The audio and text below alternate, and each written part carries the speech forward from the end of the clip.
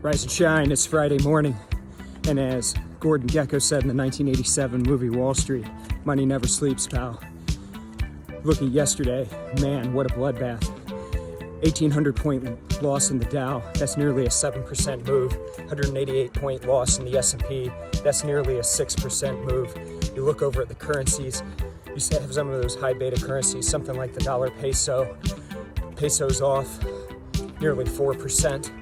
Look at the Aussie dollar, which has hit some recent highs, trading off nearly 3% yesterday. Just big moves all around. The fact is, these markets don't stop. They don't go to sleep at night like we do. Last night, Asia's off nearly 1%. Europe's higher by over 1%. And you look over at the US markets in the pre-market trading, we're higher by 2% right now. That's the beauty of Nadex. You can trade these markets 23 hours a day, 5 days a week, and get after it. These markets don't sleep. There's always something going on.